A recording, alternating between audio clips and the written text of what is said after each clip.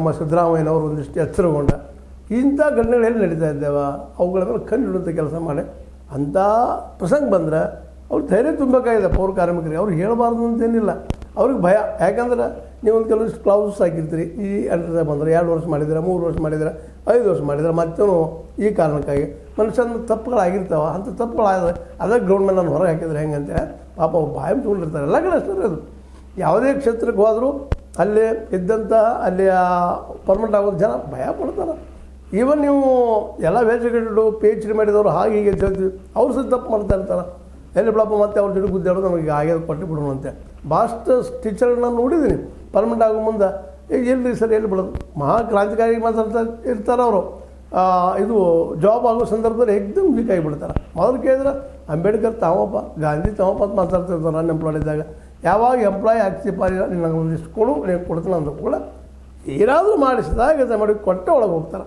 ಮತ್ತು ತೊಗೊಳ್ಳೋದು ಒಳಗೆ ಬಿಡೋದೇ ಇಲ್ಲ.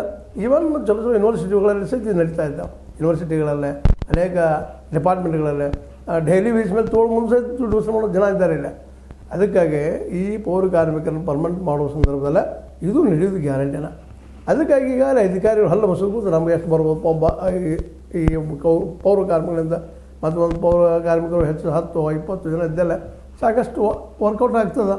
ಮತ್ತೊಂದು ಅದರಲ್ಲೂ ಈ ಮುನ್ಸಿಪಾಲ್ಟಿಯಲ್ಲಿ ಒಂದು 10-20 ಜನ ಇರಲೇಬೇಕು. ಊರಿಗೆ ಒಂದು 5-10 ವಾರ್ಡ್ಗಳಿರಲಿ, 10-20 ವಾರ್ಡ್ ಇರಲಿ, ವಾರ್ಡಿಗೆ ಒಬ್ಬೊಬ್ಬ ಇಬ್ಬರು ಬೇಕಾಗ್ತಾರೆ. ಆ ಲೆಕ್ಕದ ಮೇಲೆ ಮತ್ತೆ ಲೆಕ್ಕದ ಮೇಲೆ ಅಲ್ಲಿ ಪಂಚಾಯತ್ ಕೆಲಸ ಮಾಡೋದಾಗಿರ್ಬೋದು, ಊರಿನ ವಾರ್ಡ್ಗಳು ಸ್ವಚ್ಛ ಮಾಡಿಸೋ ಬಗ್ಗೆ ಆಗಿರ್ಬೋದು, ಗಟರ ತೆಗಿಯೋ ಬಗ್ಗೆ ಆಗಿರ್ಬೋದು. ಎಷ್ಟು ಜನ ಅಲ್ಲಿ ಕಡಿಮೆ ಅಂದರೂ ಒಂದು ಹಳ್ಳಿ ಅಂದರೂ ಸಹಿತ ಅಲ್ಲಿ ಒಂದು 10-20 ಜನಕ್ಕೆ ವರ್ಕ್ ಮಾಡ್ತಿರ್ತಾರೆ. ಇನ್ನು ನಗರಸಭೆ ಮತ್ತು ಪುರಸಭೆ ಪಟ್ಟಣ ಪಂಚಾಯತಿಗಳದು ಅಲ್ಲಿ ಹೆಚ್ಚಾಗ್ತಾ ಹೋಗ್ತಾ ಇರ್ತಾವೆ. ಅಲ್ಲೆಲ್ಲನೂ ಇವರು ಪರ್ಮನೆಂಟ್ ಮಾಡಿ ಬಂದ ಯಾರ್ಯಾರು ಅದಾರ ಈಗಾಗಲೇ ಅಲ್ಲಿ ಹಸಿರು ಬುಕ್ದಾಗ ಅವ್ರಿಗೆಲ್ಲ ಲೆಕ್ಕ ಮಾಡ್ಕೊಂಡು ನೀವು ಇಟ್ಕೊಂಡು ಪರ್ಮನೆಂಟ್ ಮಾಡ್ತೀವಿ, ಇಲ್ಲಾಂದ್ರೆ ಈ ಗ್ರೌಂಡ್ ಮೇಲೆ ತೆಗೆದು ಹಾಕಿಬಿಡ್ತೀವಿ. ಇಂಥ ಒಂದು ವಾತಾವರಣ ಇದ್ದಾವೆ. ಅದಕ್ಕೆ ಸಿದ್ದರಾಮಯ್ಯರು ಈ ದಿಶೆಯಲ್ಲಿ ಒಂದಿಷ್ಟು ಮಾಡಿದ್ದಾರೆ ಒಳ್ಳೆಯ ಕೆಲಸವನ್ನು ಸಿದ್ದರಾಮಯ್ಯ ಮತ್ತು ಕಾಂಗ್ರೆಸ್ ಸರ್ಕಾರ. ಇದನ್ನು ಯಾರಾದರೂ ಮೆಚ್ಚಲೇಬೇಕಾದಂಥದ್ದು.